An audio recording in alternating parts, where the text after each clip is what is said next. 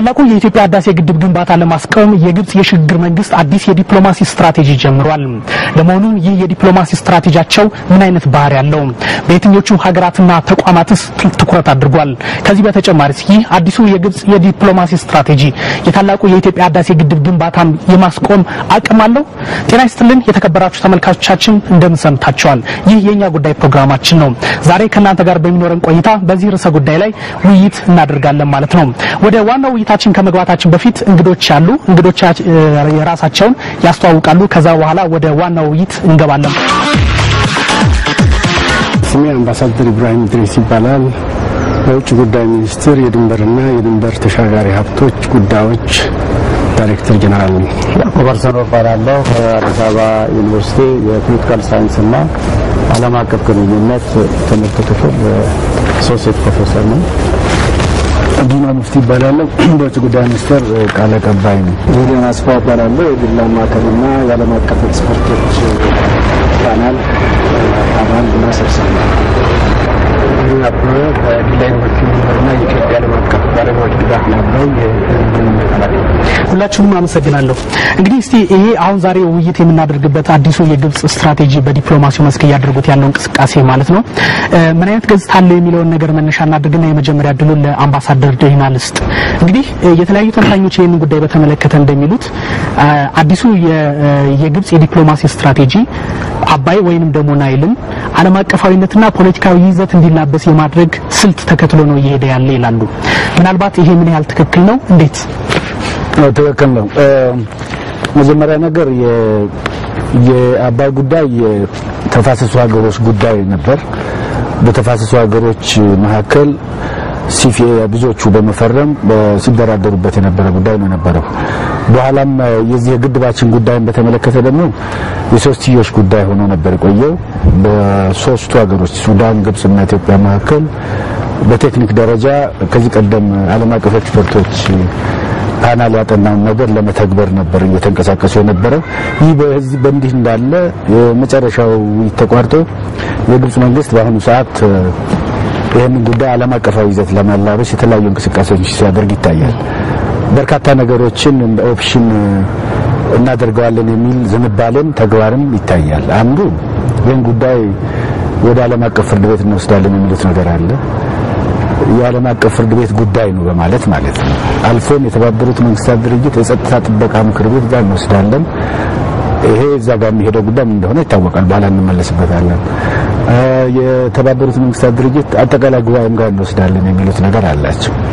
በዓለም አቀፍ ድርድር ማዕቀፍም በአርቢትሬሽን ጨርሰዋለን የሚል ነገር አለ። አልፎም ወዳጅ መንግስታት ጋር በየዓለሙ አካባቢ እየሄዱ ይህን ጉዳይ ዓለም አቀፋዊ ገጽታ የማላበስ ነገር አለ። አረብ ሊግ ጋር መሄድ ጉዳይ አለ።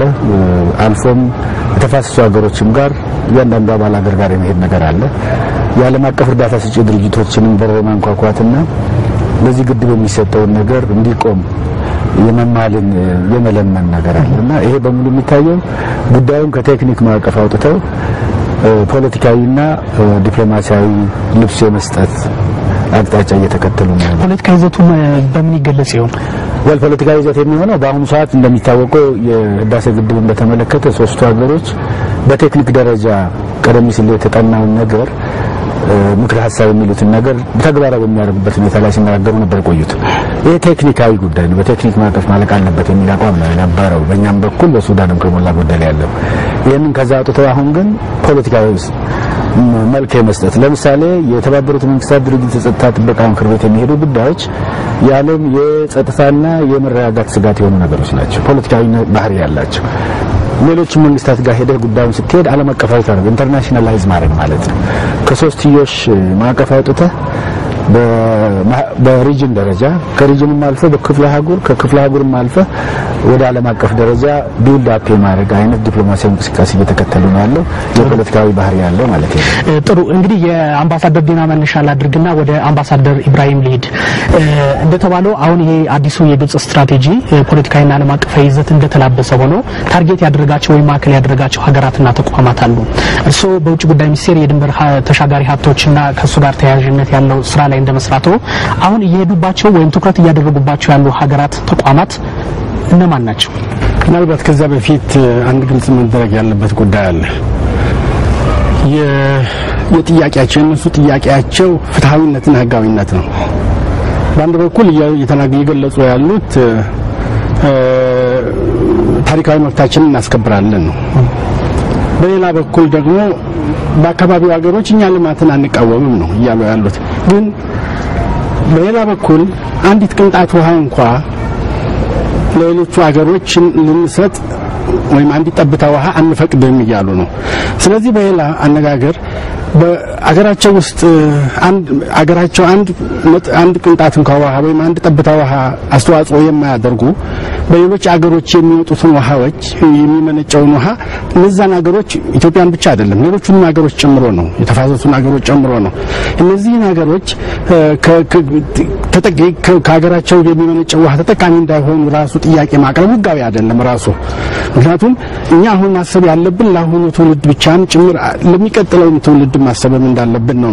ከዚህ አንፃር ተፋሰሱ በላይኛዎቹ አገሮች የልማት ስራዎች እንዳይሰሩ እንቅስቃሴ ማድረግ ይሄ አዲስም አይደለም። በአንድ በኩል ስናየው ቀደም ሲልም በተለያየ ጊዜ ሲጠቀሙባቸው የነበሩ ጉዳዮች ናቸው። አዎ ምናልባት ሁለቱን እያነጻጸር ማየት እንችል ይሆን በፊት ሲያደርጉት የነበረው እንቅስቃሴና አሁን ከቅርብ ሳምንታት ወዲህ ደግሞ በአዲስ መልክ የጀመሩት ነገር አንድነትና ልዩነቱን እንየው እስኪ። ቀደም ሲል የነበረው አካሄዳቸው ዞሮ እያንዳንዱ እነዚህ ሀገሮች የልማት ድጋፍ ከብዙ እርዳታ ከሚሰጡ ከዓለም አቀፍ የፋይናንስ ድርጅቶች እንዳያገኙ ማድረግ ነበረ። ይሄ በውስጥ በስውር ሲሰሩት የነበረ እኛም የምናውቀው ጉዳይ ነው። አሁን ምናልባት ለየት ያለ መልክ የያዘበት ሁኔታ ሀገራቸው ውስጥ ያለውን ችግር አቅጣጫ ለማስለወጥ ይሄ አንዱ ነው። ሁለተኛ ኦፊሻል ማድረጋቸው ነው፣ በግልጽ ማድረጋቸው ነው። በተረፈ ግን ይሄ ስራው ጥሩን ሲሰሩ የነበሩት ጉዳይ ነው።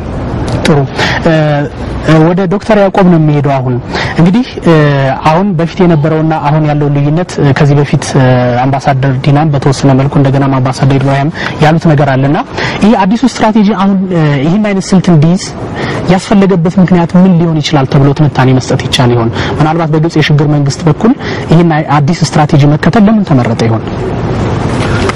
እንግዲህ እነሱ የያዙት አዲሱ ዘመቻ እሱም ቢሆን አዲስ አይደለም። ድሮም ቢሆን በተለያየ መልኩ ሲያደርጉት የነበረው ነው። አሁን ይህንን ደረጃውን ከፍ አድርገው ብዙ ሀገር እየሄዱ ብዙ ኢንተርናሽናል ድርጅቶችንም እያማለሉ እነሱን እንዲደግፉ ማድረጋቸው የሀገራቸውን የፖለቲካ ሁኔታ የበለጠ ጉዳዩን እንዲሆንና ለደጋፊዎቻቸው መሪዎቹ አርበኞች እና ለሀገራቸው ቀናይና ታጋይ መሆናቸውን ለማሳየት የሚያሳዩት ነገር ይመስለኛል። በሌላ በኩል ደግሞ የትም ሄዱ ምንም አሰበው ምን ዞሮ ከልኩ የማያልፍ ነገር አለ። ምክንያቱም ይሄ ውሃ የናይል ውሃ የሁላችንም ነው። አትጠጡም አታለሙበትም ተብሎ ማያውቁም። ይሄንን አይነት አንድምታ ለማሳየት የትም ቦታ ቢሄዱ የሚያገኙት ማስረጃ የለም። ምክንያቱም አብረን እንጠቀም የሚል ሰፊ የሆነ ድርድር ተደርጎ እንደም እነሱ ናቸው ለብቻችን የሚሉት እንጂ ሌሎቹ ኢትዮጵያንም ጨምሮ ውሃ መንጮች የሁላችንም ነው። አብረን እንጠቀም፣ በአንድ ሐሳብ እንጓዝ፣ አንድ ድርጅት እናቋቁም፣ አንድ ማዕቀፍ እናቋቁም፣ በአንድ አይነት ስርዓት እንተዳደር የሚል ሐሳብ እስካሁን ድረስ ሲሰጥ ነው የነበረው። እንግዲህ ይሄንን ተላልፈው ሄደው ውሃው ምንም ልማት ላይ ቢውል ኢትዮጵያ ውስጥ እርሻ ጨምሮ ማለት ነው ግብጽን የሚጎዳበት ሁኔታ እንደሌለ ብዙ ጥናቶች ያሳያሉ። እስካሁን ያየናቸው በተለይ የህዳሴ ግድብ ውሃ አይቀንስባቸው ለግብጽ ሌላ ጥቅም እንዳላቸው ብዙ አሳይቷል። ስለዚህ ለውለው ለአሁኑ ፖለቲካ ለህዝባቸው አርበኝነት ለማሳየት ካልሆነ ባስተቀርና ይሄንን አልፎ ተርፎ በዓለም አቀፍ ደረጃ ትንሽ ጩኸት ለማሰማት ኢትዮጵያን ለማሸማቀቅ ወይም ደግሞ ከምትሰራው ጉዳይ ወደ ኋላ ሸሸሽ እንድትለማለት ስትራቴጂያስ ከማድረግ ውጪ ውጤቱ ዞሮ የትም የሚያስገዳቸው አይመስለኝም። ግን ምን ያለ ርቀት ያስኬዳቸው ይችላል ይሆን? ምናልባት እንደነዚህ የአባይኑ ጉዳይ ለውስጥ የፖለቲካ ጉዳይ የመጠቀሙ ነገር ያሁኑ የመጀመሪያ ጊዜ አይደለም። ከዚህ በፊት በተለይ ለምሳሌ በግብጽ ውስጥ የአረብ አብዮት ከተቀሰቀሰም በኋላ እንደዚህ አይነት ሁኔታዎች አልፎ ሲታዩ ነበር። ስለዚህ በዛን ወቅት የሆነውን ሁኔታና አሁን ያደረጉት ያለውን ነገር በማስተያየት የድረስ ሊያስኬዳቸው ይችላል ይህ ስትራቴጂ? እንግዲህ አንዳንድ ሰው የሚለውና አንዳንድ ሰዎች የሚገምቱት ግብጾች ለኢትዮጵያ እንግዲህ የምትሰሩትን አንወድላችሁም የሚጎዳን ነው ብለው ደጋግመው ሲናገሩ ቆይቷል። ይሄንኑ ወስደው በዓለም አቀፍ ደረጃ ለወዳጆቻቸው ወይም ደግሞ ለሚግባባቸው ሁሉ እየተናገሩ ነው። ይሄንን ጨርሰናል፣ እኛ በተቻለ መጠን ኢትዮጵያ ጉዳት እያስከተለችብን ስለሆነ ይሄንን ለነሱም ተናግረናል፣ ለሌሎችም ተናግረናል። ከእንግዲህ በኋላ የሚመጣው ነገር ተጠያቂ አይደለንም ብለው ያስቡ ይሆናል የሚል ግምት አለ። ይህ ማለት ግብጽ በፖለቲካም ሆነ በዲፕሎማሲም ሆነ በሌላ በኩል ያልቻለችውን ምናልባት በጦርነት ትወጣ ይሆናል የሚሉ ሰዎች አሉ። ይሄ ደግሞ አዲስ አይደለም። በፊትም ጦርነት ተብሏል። እነሱም ፎክሮ ያውቃሉ፣ አስጠንቅቆ ያውቃሉ። ቅርብ ጊዜም ቢሆን አንድ ውሃ ጠብታ አንድ ደም ጠብታ እኩል ናቸው ምናምን ስለ ሁሉ ነበረ። ደግሞ እንደማየው ከሆነ እንዲህ ባለው ሁኔታ ወደ ጦርነት ሊያስከዳቸው አይችልም። እንግዲህ ወደዛም ድረስ ሊሄድ የሚችል ነገር አይደለም። በመካከሉ ግን ለነሱ የምንነገራቸው ብዙ ነገር ያለ ይመስለኛል። ማለት ጦርነትን ቢሆን የትም አያስከዳችሁም፣ ልማትን ቢሆን ልትከለክሉን አትችሉም፣ እርዳታን ቢሆን ልታስከለክሉ ብትችሉ በራሳችን እየሰራን ነው የሚባለውን ሁሉ በደንብ አጽንኦት ተራ በተራ በጥንቃቄ እነሱ ለሄዱባቸው ቦታዎች ደግሞ ለኛ ወዳጆች በየቦታው በሚገባ መግለጽ አስፈላጊ ነገር ይመስለኛል። የግብጽ የዲፕሎማሲ ስትራቴጂው በዲፕሎማሲ ደረጃ እንቅስቃሴ በሚያደርጉበት ሰዓት በዋናነት የሚያነሷቸው ወደ 4-5 የሚሆኑ ጉዳዮች አሉ። ግብጽ ከኢትዮጵያ የተሻለ የውሃ ሀብት የላትም የሚል አንድ መነሻ ያደርጋሉ። ታሪካዊና ህጋዊ መብቶች የሚሏቸውን ያነሳሉ። ከዛ በተጨማሪ ደግሞ የግድቡ ግንባታ ግብጽን ለመጉዳት እንደሆነም ጭምር አድርጎ ይናገራል። ሌሎችም አሉ። ስለዚህ እንደ አይነት የዲፕሎማሲ ስትራቴጂ መከተል ዋጋው ድረስ ነው ሊሆን የሚችለው። ምን ያህል አሳማኝስ ሆኖ እነሱ የሚፈልጉትን ነገር በማስፈጸም ደረጃ ሊኖረው የሚችለው ለነሱ ሊያተርፋቸው የሚችለው ነገር ምንድን ነው? እንግዲህ የሚያተርፍላቸው ነገር አንዳችም ነገር አይኖርም። ግን ቅድም ዶክተር ያዕቆብ እንደተናገሩት ነገሩን ዓለም አቀፋዊ ይዘት ለመስጠት ለማስጮህ እና ውስጥ ያሉትን ሰዎች እንዳርበኛ ለማስቆጠር የሚደረግ ጥረት ነው። ግን ሳይንሱን ለዛም ነው ፖለቲካዊ ለማድረግ የሚጣጣሩት። ከታሪክ የተማሩት ነገር አላቸው በተሞክሮ። ለምሳሌ 1959 ስምምነት ከሱዳን ጋር ያለውን ስምምነት ስንመለከት ግብጻውያኑ ሱዳናውያኑን እንዴት እንደሸወዷቸው ወይም እንዴት ፊርማው እንደተፈረመ ያውቃሉ። በወቅቱ በቴክኒክ ጉዳይ ሱዳኖች በላይነት ነበራቸው። በዛን ወቅት ነበር ግብጻውያኑ ጉዳዩን አቋርጠው ወደ ገማል አብዱል ናስር በወቅቱ የግብጽ ፕሬዝዳንት ወደዛ ተመለሱ። ከዛ ገማል አብዱል ናስር ለሱዳኑ ፕሬዝዳንት በመፈንቅለ መንግስት የመጡት ለኢብራሂም አቦ ደወሉ። ፖለቲካዊ ሆኖ አለቀ። እነዚህ ፖለቲካዊ ነገሮች የማድረግ ግፊት ለማሳደር የሚጣሩ ጥረቶች ናቸው። ምሁራኖች ነን የሚሉ የዩኒቨርሲቲ ፕሮፌሰሮቻቸውም ሊሆኑ ይችላሉ፣ ጋዜጦቻቸውም ሊሆኑ ይችላሉ። እንዲሁም መሪዎቹ በተለያየ ሁኔታ ኢትዮጵያ ብዙ ውሃ ሀብት አላት፣ ምን ያክል ተፋሰስ አላት ይላሉ። የኢትዮጵያን የውሃ ፍሰት ግን ስንመለከት ወደ 122 ቢሊዮን ኪዩቢክ ሜትር ውሃ አለ። ከዛ ውስጥ ምን ያክል ሀገር ውስጥ የሚቀረው በጣም ትንሽ ነው። ወደ 96% በላይ 97% የሚሆነው ወሰን ተሻጋሪ ነው። ከዚህ ውስጥ ደግሞ 70% የሚሆነው የሀገሪቱ ውሃ ሙሉ በሙሉ የምናገኘው ደግሞ በአባይ ተፋሰስ ነው። ይህን ነገር ማሳወቅ ይጠበቅብናል። ከዚሁ ጋር ተያይዞ የሚነሳው ጉዳይ ግን ግብጽ ሙሉ በሙሉ የአባይ ጥገኛ እንደሆነች ነው። የተለያዩ መረጃዎች የሚያሳዩን ግን ምንድነው? ግብጽ 150 ቢሊዮን ኪዩቢክ ሜትር ውሃ የከርሰ ምድር ውሃ አላት። አይበለውና አባይ ቢደርቅ ዝናብ ቢጠፋ ማን ነው ተጠቃሚ የሚሆነው? ከምንም በላይ የላይኛው ተፋሰስ ሀገራት ይጎዳሉ። ግብጽ ግን የከርሰ ምድር ውሃ አለ። ይህንን ስንመለከት የሚያቀርቡት ነገር ስህተት ነው። ይህን ነገር በማን በኩል መቅረብ አለበት? ይህን እውነታውን ለዓለም ሕዝብ ለሚመለከተው አካል በኢትዮጵያና በሌሎች የተፋሰሱ ሀገራት በላይኛው ተፋሰስ ሀገራት ያለውን ሳይንሳዊ እውነታ ማሳየት አለባቸው ማለት ነው። ከዚሁ ጋር ተያይዞ የታሪካዊ መብት ጉዳይ የሚያነሱት ነገር አለ። ከዓለም አቀፍ ሕግ አንጻር ልዩ ስንል ደግሞ መሰረት የለውም። በዓለም አቀፍ የውሃ ሕግ መሰረት ታሪካዊ መብት የሚባል አንዳችም ዓለም አቀፋዊ ሕግ የለም። ያለው ኢትዮጵያና ሌሎች አመንጭ ሀገራት የሚያራምዱት ውሃውን በጋራ ምክንያታዊና ሚዛናዊ በሆነ መንገድ እንጠቀም የሚለው ነገር ነው። ነገር ግን አሁን ግብጻውያን ያሉት ይሄን ነገር አይደለም። ታሪካዊ መብት የሚለው ነገር አያስኬዳቸው። ከዛ ይልቅ ደግሞ ምንድነው ጉልህ ጉዳት ደርሶብናል የሚያደርስብናል የሚል መላምት የማምጣት ነገር ነው። ነገር ግን ዓለም አቀፍ ኢትዮጵያ ታይቶ የማይታወቅ ሁኔታ ባለሙያዎች እንዲመሰረቱ ባለሙያዎች ዓለም አቀፍ የባለሙያዎች ቡድን ተመስርቶ የግድቡን አጠቃላይ ሁኔታ እንዲያጠና ስታስደርግ የመጣው አጠቃላይ ውጤት ምንድነው? ይሄንን በተመለከተ ኢንጂነር ጌዲዮን በኋላ ውስጡም ስለነበረበት በደንብ ያብራሩልናል። ግን ይሄ ነገር የሚያሳየው አንድ ነገር ለመናገር ግን ጉልህ የሆነ ጉዳት አያደርስም፣ ይልቁንስ ለግርጌ ተፋሰስ ሀገራትም የተሻለ ጥቅም አለው የሚል ነገር ነው። ይሄ በሆነበት ሁኔታ ግብፃውያኑን አንድ እርምጃ ያራምዳቸዋል የሚል እምነት የለኝም ከውስጣዊ ችግር የማስተንፈስ ጉዳይ ውጪ ማለት ነው። እሺ የአቶ ዘሪሁንን ማብራሪያ መነሻ አድርጌ አሁንም ወደ አቶ ጌዲዮን ሊድ እንግዲህ ተመሳሳይ ጥያቄ ነው የማቀርበው። እርሶ በተለይ በዚህ የኢትዮጵያን በመወከል በነበሩ የሶስቱ ሀገራት ምክክር መድረክ ውስጥ በተለያየ ጊዜ ሲሳተፉ ነበርና በዛን ጊዜም ተመሳሳይ የሆኑ ነገሮችም ሲቀርቡ እንደነበር የተለያዩ መረጃዎች ያኔ በተለያዩ መገናኛ ብዙሃን ሲዘገቡ ነበር እና እነዚህ ሁኔታዎች በማየት ምንድነው ማለት የሚቻለው አቶ ጌዲዮን? እንግዲህ በኢትዮጵያ በኩል የዚህ ዓለም አቀፍ ኤክስፐርቶች ቡድን በአነሳሽነት በኢትዮጵያ አነሳሽነት ሲቋቋም በሁለቱ የበታች ሀገሮች ተጽዕኖ ያደርሳል አያደርስም የሚለውን ነገር ለማየት ነው።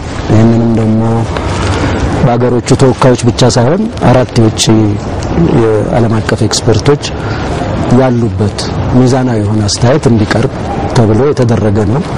ይሄንንም የግብጽ፣ የሱዳን፣ የኢትዮጵያ ሚኒስትሮች ተስማምተው ያቋቋሙት ነው።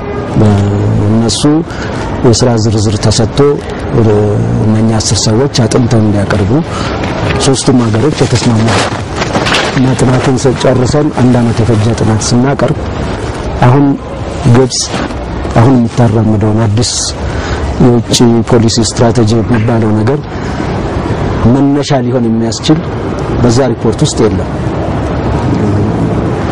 መነሻ ሊሆን የሚችለው የነበረው የህዳሴው ግድብ በግብጽ ላይ ከፍተኛ ተጽዕኖ ያደርሳል የሚል ድምዳሜ ቢደርስ ነበር ያ ሪፖርት አላለም። ይሄንን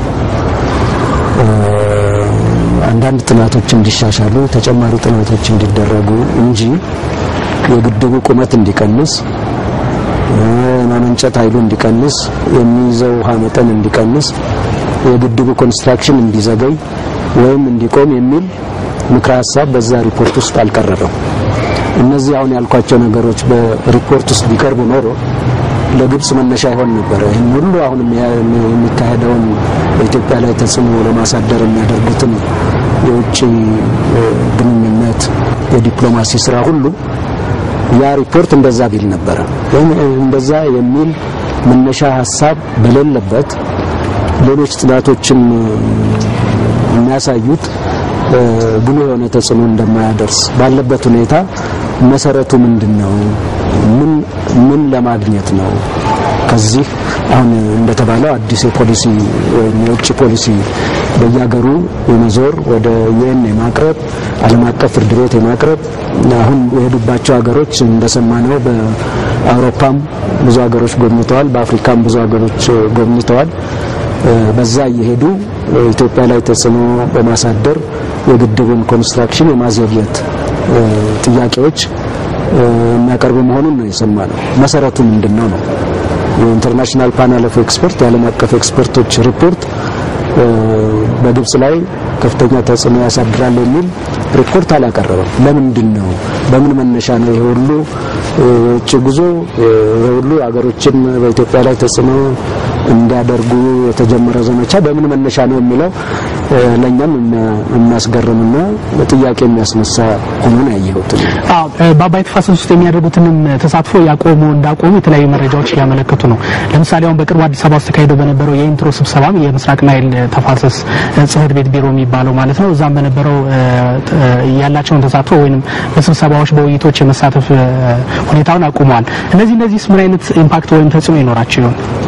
እንግዲህ አሁን በቅርቡ በተደረገው ስብሰባ ለምሳሌ ኢንትሮ እየተዘጋጀ ያለ ትልቅ የባሮ አኮቦ ፕሮጀክት አለ።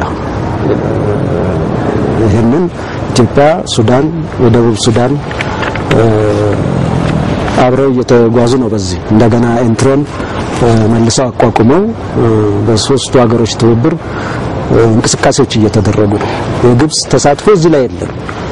አሁን ልክ እንደ ቀደም ብሎ የጆይንት መልቲ ፐርፐስ ፕሮጀክት ወይ ሁሉን አቀፍ እና የምስራቅ አፍሪካን የምስራቅ ናይልን ተፋሰስ ሀገሮች የያዙ ሁሉም የተስማሙበት የህዳሴ ግድብ ከዛ ነው የወጣው። ለምሳሌ የህዳሴ ግድብ የመጀመሪያው ጥናት በዚሁ በአራቱ ሀገሮች ሲደረግ የነበረው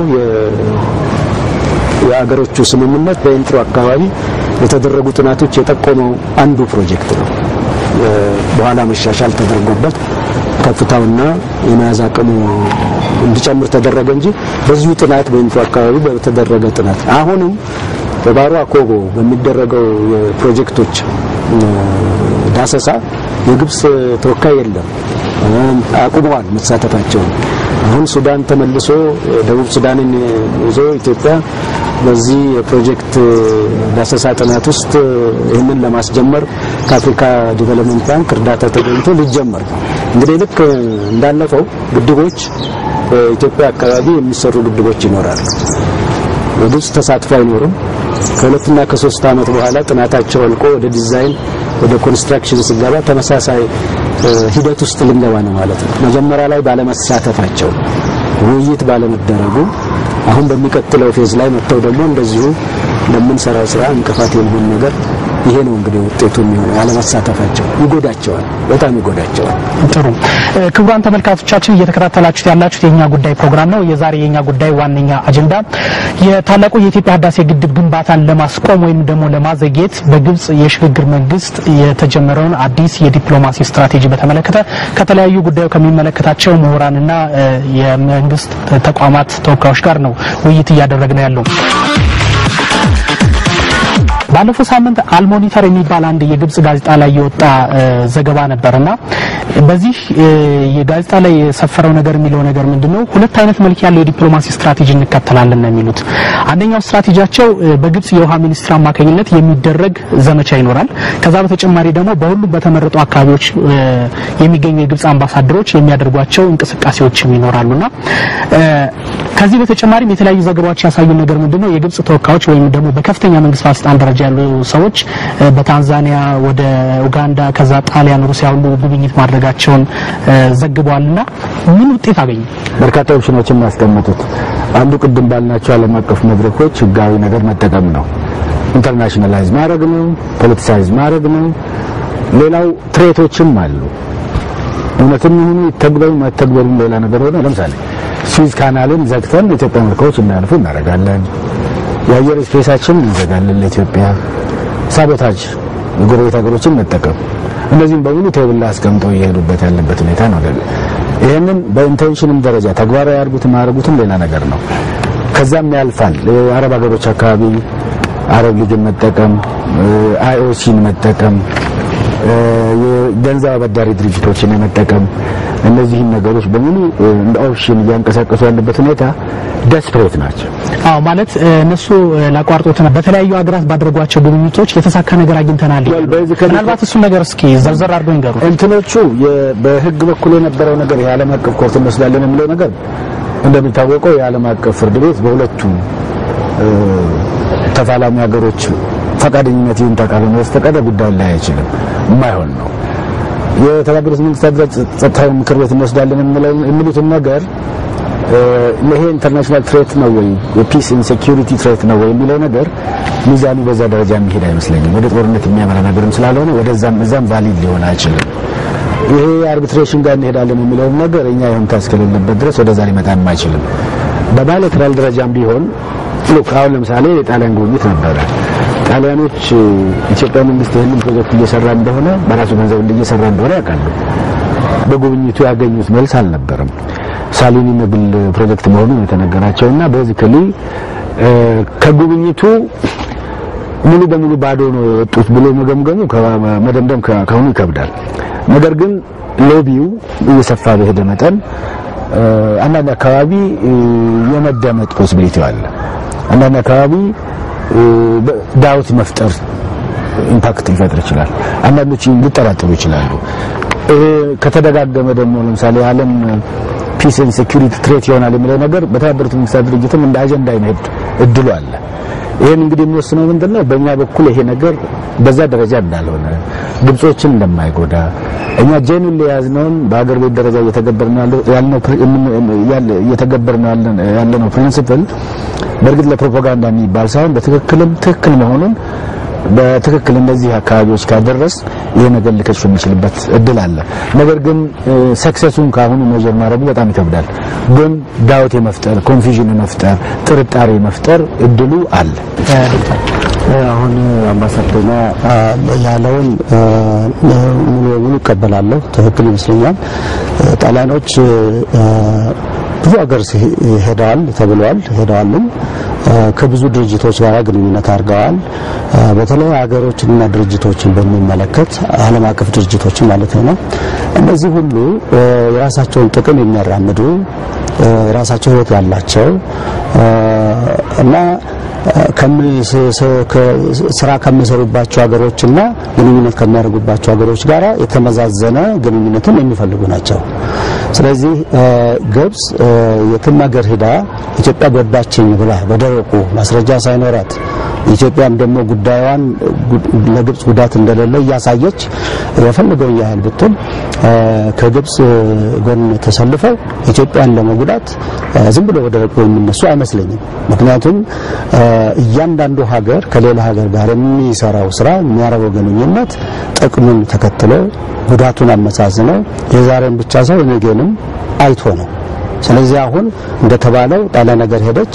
ጣሊያን ግብጽ ስለሄደች ብቻ ኢትዮጵያ ላይ የምትከለክለውንና የምትወስነውን እርምጃ መውሰድ አትችልም። ግን ስለሄደች ብቻ አሜሪካን ብትሄድ እንግሊዝን ብትሄድ እነሱ ከኢትዮጵያ ጋር ያላቸው ለወደፊትም አሁንም ብዙ አይነት ግንኙነት መስመር አላቸው። ከዚህ ሁሉ በላይ ደግሞ ኢትዮጵያ ታላቅ ሀገር ነች። እንግዲህ በዚህ በሰሜን ምስራቅ አፍሪካ ትልቋ የውሃ መንጭ ሀገር ብቻ ሳትሆን ትልቅ የህዝብ ቁጥር ያላት ትልቅ ሌላም የተፈጥሮ ሀብት ያላት ትልቅም የታሪክ ሚዛን ያላት እንደዚሁም ደግሞ በአካባቢና በዓለም ፖለቲካ በታሪክም ጭምር በጣም ጥሩ የሆነ ፖዚቲቭ የሆነ ሚና ስትጫወት ነበረች ሀገር ነች። ሌላውን ሀገር ለመጉዳት እንዳልተነሳች ሁሉ ጊዜ እንደሆነ ተመዘገበ ሁሉም የሚመሰክርላት ነው። እንግዲህ ይሄ ለራስ መመስከር ብቻ ሳይሆን የታሪክ መዛግብት ምንም ይሄን ያብራራሉ።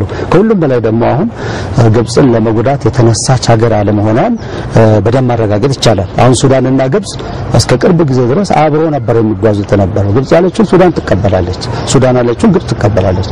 አሁን ይሄ ቅድመት ወጌዶን እንደተጠቀሰው ዓለም አቀፍ ፓነሉ ሪፖርቱን ካቀረበ በኋላ ይሄ ሪፖርት ሱዳን ውስጥ በደንብ ውይይት ውስጥ ከገባ በኋላ ሱዳን ይሄ የሚሰራው ግድብ ከኢትዮጵያ የበለጠ ለኔ የሚጠቅመኝ ነው፣ ለዚህ መሬቴን አላማበታለሁ፣ ሀብቴን አሳድግበታለሁ፣ ህዝቤን አበለጽጋለሁ ብላ ስላሰበች ሱዳን አሁን ከግብጽ ጋር መሳ ለመሳ እየሄደች አይደለም።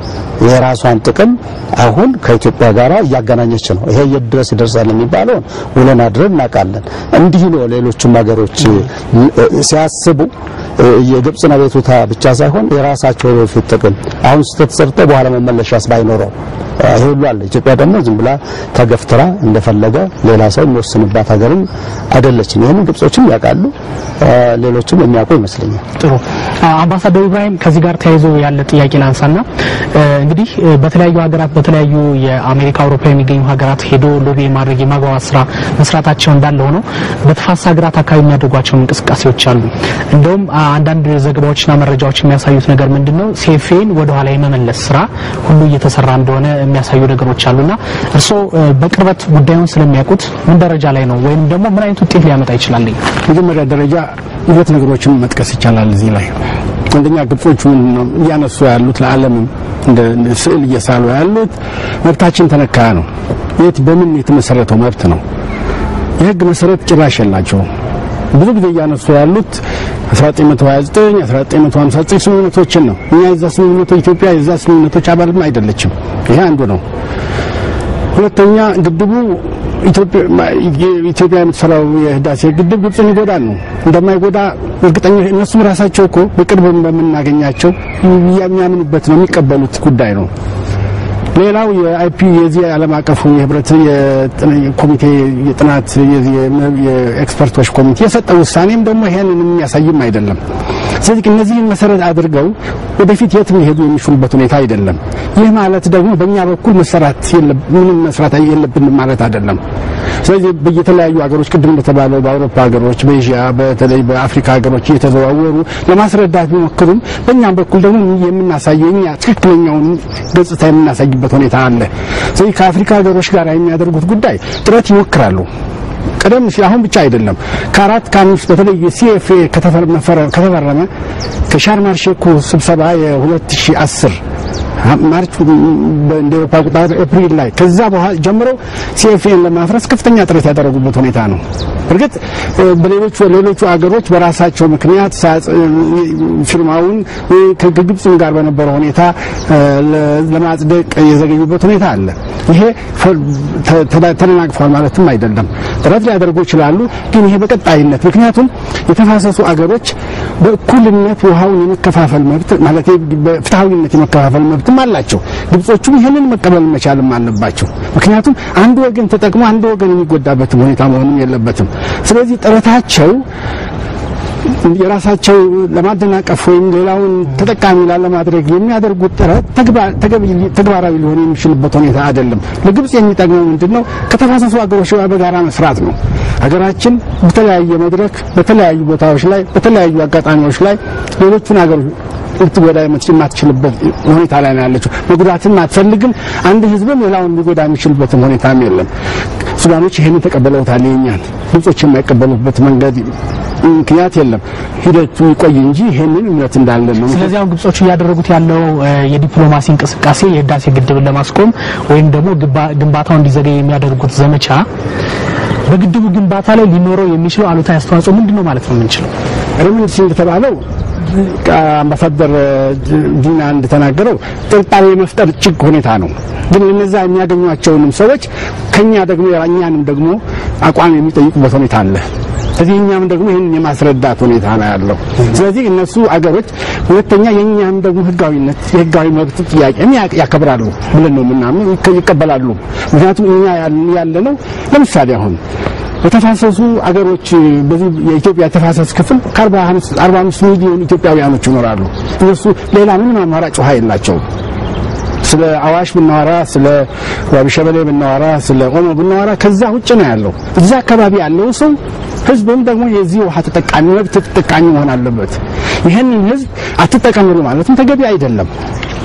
ስለዚህ መብት ያለን በመሆኑ ተጠቃሚ ያለን በመሆኑ እነሱም ደግሞ ከውሃው መጠቀም እንደሚገባቸው የምናምን በመሆኑ የምንሰራቸው ፕሮጀክቶች እነሱንም ይጎዳም አይደለም። እንደውም አሁን የኛ በተለይ የህዳሴ ግድብ እነሱንም የሚጠቅም ነው። ጥሩ። እሺ፣ በዚህ ሐሳብ ላይ አቶ ዘሪሁን ከዛ በኋላ አቶ ጌዲዮ ትንሽ ነገር ለማከላከል የቅድም አምባሳደር ኢብራሂም ያነሱት ነገር አለ። የ1959 ስምምነትን በተመለከተ ነው የህዳሴ ግድቡ ጋር ለማገናኘት የሚጥሩት። ምንድነው የሚሉት? ይሄ ግድብ ሲገነባ የውሃ ድርሻችንን ይነካል ነው አንዱ ያሉት ያለው ነገር 55.5 ቢሊዮን ኪዩቢክ ሜትር ውሃ አለም ብለው ስለሚሉ ማለት ነው። ያ ግን የሚሆን ነገር አይደለም ማለት ኢትዮጵያን የሚመለከት ነገር አይደለም። ያ ስምምነት ባለም አቀፍ ህግ ለሶስተኛ ወገን ግዴታ ሊኖርበት የሚችለው ወይም ጥቅም መብት ሊኖረው የሚችለው የዛ ስምምነት አካል ሲሆን ነው። ስለዚህ በላይኞች ተፋሰስ ሀገራት ከኢትዮጵያ ውጭ ባሉት ለምሳሌ ታንዛኒያ ሄደው ነበር፣ ኮንጎ እንደዚህ ሀገራት ሲዞሩ ምንድነው ጥቅም ሊይዘው ይመጡ የሚችሉት? ከዚህ ጋር በተያያዘ ሲኤፍኤውን ይዘውት ቢመጡ ምንድነው ሊጠቀሙ የሚችሉት? እነሱ ይጠቀማሉ። ሲኤፍኤውን ቢመጣ ቢወያዩበት ሀገራቱ እንደገና ግብጾች ቢመጡ ቀዳሚ ተጠቃሚዎቹ እነሱ ነው የሚሆኑት። ፕሬዚዳንት ኩዌቲ ታንዛኒያ ሄደው አገኙ። ምንድነው የተባሉት? ለናይል መፍትሄው ትብብርና ትብብር ብቻ ነው። ይሄንን ኢትዮጵያ ትናንትናም ጀምሮ ስትል የነበረ ነገር ነው። ይሄ ከሆነ ዘንዳ ወደ ትብብር ነው እንጂ መምጣት ያለባቸው እንደዚህ አፍራሽ የሆኑ ነገሮችን ማድረግ አይደለም። ስለዚህ ያን ነገር ያውቁታል። ከዚህ አንፃር ስናየው በእነዚህ ሀገራት ቢሄዱ ብሩንዲ ቢሄዱ ሩዋንዳ ቢሄዱ ዩጋንዳ ቢሄዱ ከሲኤፍኤው አንፃር እንደዚህ ቢቀሰቅሱ ሊጠቀሙ የሚችሉበት ሁኔታ ነው እንጂ የሚኖረው ወደ ኋላ ሊመልሱ አይችሉም። ምክንያቱም እነዚህ ሀገራት አንድ ስቴፕ ወደፊት ሄደዋል። ሁሉንም ሀገራት ስንመለከት የደቡብ ሱዳን አክሴሽኑ እየሄደ ነው። ነገር ግን ባለው ችግር ምክንያት ነው የዘገየው። ሩዋንዳ ጽድቋል፣ ብሩንዲ እየሄደ ነው። ዩጋንዳ የፕሬዝዳንቱን ፊርማ ብቻ ነው የሚጠብቀው ኢትዮጵያ ጽድቃለች እነዚህ ነገሮች ስናይ ስድስቱ ሀገራት አጸደቁት ማለት በማንኛውም ሰዓት ሊሆን የሚችል ነገር ነው አጸደቁት ማለት ህግ ይሆናል የናይል ሪቨር ቤዚን ኮሚሽን ወይ የናይል ተፋሰሱ ኮሚሽን ይቋቋማል ተፋሰሱ ኮሚሽን ይቋቋማል ያ ማለት ደግሞ ውሃውን ያስተዳድራል ማለት ነው ይሄ በሚሆንበት ሁኔታ ስላለ ከላኞች ተፋሰስ ሀገራት ያለው ወደ ትብብር ነው እንጂ የሚባሉት የግብጽን አጀንዳ የሚቀበሉ ሀገራት አሉ ብያል አስቡ በላኞች ተፋሰስ ሀገራት ስለዚህ ይሄ ከግድቡ ወይም ግድቡ ላይ ሊያሳድረው ከሚችለው አሉታዊ ተጽዕኖ አንፃር ምንድነው ማለት የሚቻለው ግድቡ ላይ ቅድም እንደተባለው ነው ብዥታ የመፍጠር ነገር ነው ምክንያቱም በጋዜጦቻቸው የሚላቸው ነገሮች አሉ በተደጋጋሚ ከዚህም ውጭ እኮ ምንድነው የሚሉት ለምሳሌ ኢትዮጵያ ግድቡን መገንባታችንን ግድቡን የምትገነባላት እስራኤል ናት ተባለ አሜሪካ አለችበት ተባለ እንደገና ደግሞ አሁን በቅርብ ጊዜ የሰማነው ነገር አለ ቱርክ አለችበት ተባለ የውጭ ቀለም የመቀባት ነገር በተለያየ መልኩ ይታያል ያ ነገር እንዳልሆነ ኢትዮጵያ ማሳየት አለባት ኢትዮጵያ ያለም አቀፍ የገንዘብ ድርጅቶች ገንዘቡን አልሰጡም ኢትዮጵያ በራሷ የገነባችው ነው ያን ነገር ማሳየት ነው በራሷ ስትገነባ ግብጽን ለመጉዳት ነው ወይ አይደለም እነሱ የሚሉት ግብጽን ለመጉዳት የሚሆን ነገር ነው ግብጽን ለማስጠማት የሚሆን ነገር ነው ያ ነገር እንዳልሆነ ኢትዮጵያ ማሳየት አለባት ያም እንዳልሆነ የታወቀ ነገር ነው ቅድም አምባሳደር ዲና እንዳሉት ኢትዮጵያ ይሄንን ግድብ ስትገነባ አንድ መታየት ያለበት ነገር አለ የውሃ ክምችት አቅማችን ይጨምራል የውሃ ክምችታችን ጨመረ ማለት የራሳችን አቅም አለ ያለውን የቀጠናውን የባላንስ ኦፍ ፓወር ምንለው የኃይል ሚዛኑን ይቀይራል ያ ነገር ለምን ተነካብን ከሆነ የሚያስገር ነገር አይደለም በግድቡ አሰራር ወይም የማዘግየት ላይ ተጽዕኖ ሊኖረው የሚችል ነገር ያለ አልመሰለኝም እንደተባለው የግድቡ አሰራር ሁላችንም የምናውቀው ነው የኢትዮጵያ መንግስት ወጪውን ሸፍኖ በጣሊያን ኮንትራክተር የሚሰራ ነው ይሄ ኮንትራክተር የግል ኮንትራክተር ነው የጣሊያን መንግስት እጅ ያለበት ኮንትራክተር አይደለም ስለዚህ አንድ ሀገር የግል ኮንትራክተርን ስራ አቆም ስራ ዘግ የሚልበት ሁኔታ የለም ኮንትራክቹዋል አግሪመንት ከፕሮጀክት ባለቤቱ ጋር የተፈራረመበት ሁኔታ ነው ስለዚህ ይሄ ባለበት ሁኔታ ኮንትራክት ባለበት ሁኔታ በየትም ሀገር የሚሰራ ነው አንድ ሌላ ሀገር መንግስት መጥቶ የግል ኮንትራክተርን ስራውን አዘግ ስራውን አቆም የሚልበት ሁኔታ ስለሌለ ይሄ የግብጽ ጥረት ፍሬ ያፈራል የሚል ግምት የለኝም እንደምታውቁት በጣም ስራው እየተፋጠነ ነው አሁን ያለው በርካታ ወደ አሁን እንደ ተረዳሁት ወደ 7000 የሚሆኑ ሰራተኞች ቀንም ለሊትም እየሰሩ ነው ከ500 በላይ የሆኑ የውጭ ዜጎች አሉ እዛ ፕሮጀክት ላይ ከ25 ሀገሮች የመጡ ምን ያህል ትኩረት እንደተሰጠውና ስራው እየተጣደፈ እንዳለ የሚያሳይ ይመስለኛል የሰው ኃይሉን ብቻ በማየት እና ይሄ ወደ ኋላ ይዘገያል የሚለው አሁን በሚደረገው እንቅስቃሴ ግብጽ እንቅስቃሴ ምንም ተጽዕኖ ያመጣል ብዬ አልገምትም ግን ከኖረም በእኛ በኩል እንደተባለው በአምባሳደርም አስፈላጊ የማስረዳት የሀገር ውስጥንም አድማጭ ሆነ የውጭዎቹንም አጋሮች ነገሮችን በትክክል የማስረዳት ጥረት የሚደረግ ነው የሚመስለኛል ጥሩ እንግዲህ ወደ መጨረሻው አካባቢ እየተንደረደርን ነው በግብጾች በኩል ተግባራዊ የሆነ ያለው የዲፕሎማሲ ስትራቴጂ በግድቡ ግንባታ ላይ ቀጥተኛ የሆነ ወይንም ግድቡን የማስቆም አቅም እንደሌለው ሁላችሁም ስትሉት ወይም ያላችሁት ያላችሁት ነገር እንዳለ ሆኖ ይሄ ሁኔታ ግን ሊፈጥረው የሚችለውን ብዥታ በማስቆም ደረጃ መሰራት አለበት የሚለው ነገር ደጋግማችሁታል አሁን ብዙ ሰዎች ወይም ደግሞ አስተያየት ሰጪዎች እያሉ ያሉትም ወደፊት ይሄ ሁኔታ ወዴት ሊያመራ ይችላል አንደኛው አወዛጋቢው ነገር በግብጽ በኩል ምን ያህል ራሷን ለውይይትና ለድርድር ታበቃለች ወይንም ደግሞ ራሷን ወደ ጠረጴዛ ውይይቶች ተወስዳለች የሚለው ነገር ነው ምክንያቱም ከአንዳንድ ባለስልጣኖቻቸው በከፍተኛ ባለስልጣን ደረጃ ማለት ነው የሚሰጡት ነገሮች ይህንን የሚደግፉ ባለመሆናቸው ነው ለምሳሌ አንድ ከፍተኛ የግብጽ ባለስልጣን የምናደርገው ሁሉ ውይይት ምን ውጤት ያመጣልን ስላልሆነ ውይይት የሚባል ነገር አንፈልግም ብለው መናገራቸው ሁሉ ያገሪቱ ጋዜጦች እየዘገቡ ነው ስለዚህ አሁን ባሉበት ሁኔታ በአንድ በኩል የትብብርና በጋራ የመልማት የማደግ ፍላጎት አለ በሌላ በኩል ደግሞ በግብጽ በኩል እየተነሳ ያለ ጉዳይ አለ ስለዚህ እነዚህ ሁኔታዎች ይዞ ወዴት ሊያመሩ ይችላሉ የሚሉትን ነገሮች ሁኔታዎች ወዴት ሊያመሩ ይችላሉ የሚለው ነገር ምንድነው ማለት የሚቻለው